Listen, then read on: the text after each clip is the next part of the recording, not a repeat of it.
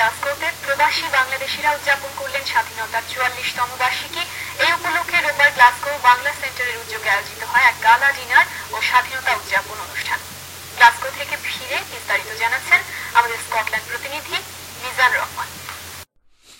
বাংলাদেশের মহান স্বাধীনতা দিবস উদযাপন উপলক্ষে মার্চেন্ট সিটি গ্লাসগোর বাংলা সেন্টার আয়োজন করে এক গালা ডিনার ও সাংস্কৃতিক অনুষ্ঠান। রোববার বিকেলে গ্লাসগোর কাভানা ফাংশন হলে বাংলাদেশের জাতীয় সঙ্গীতের মাধ্যমে অনুষ্ঠান শুরু হলে সবাই দাঁড়িয়ে সম্মান প্রদর্শন করেন। বাংলা সেন্টারের চেয়ারপারসন এস.এম. জাহিরুল হকের স্বাগত বক্তব্যের মধ্য দিয়ে অনুষ্ঠান শুরু হয়। এতে প্রধান অতিথি হিসেবে বক্তব্য রাখেন বাংলাদেশ হাইকমিশন ম্যানচেস্টারের সহকারী হাইকমিশনার ফেরদৌসী শাহরিয়ার। আর উপস্থিত ছিলেন লর্ড প্রভোস্ট, স্থানীয় কাউন্সিলর এবং বিশিষ্ট ব্যক্তিবৃন্দ। 44-year-old a young country with 166 million people, and I hope that you are successful and conflict free. অনুষ্ঠানে প্রবীণ কমিউনিটি ব্যক্তিত্ব ডক্টর আব্দুর রশিদকে লাইফ টাইম অ্যাচিভমেন্ট অ্যাওয়ার্ড প্রদান করা হয়। অ্যাওয়ার্ড তুলে দেন ডক্টর জসিম আহমদ।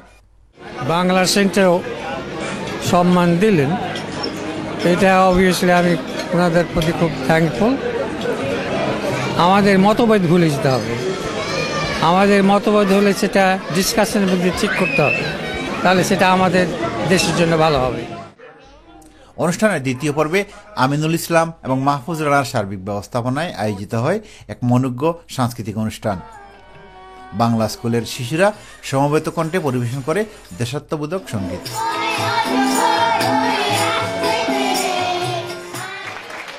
এছাড়া স্থানীয় শিল্পীদের পরিবেশনা অনুষ্ঠানে আগতরা প্রাণভরে উপভোগ করেন। গ্লাসগোয় বসবাসরত নানা বয়সী বিপুল সংখ্যক মানুষ অনুষ্ঠানে যোগ দেন।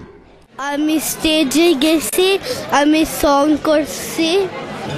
I liked when I sing. I really enjoyed it. I loved it.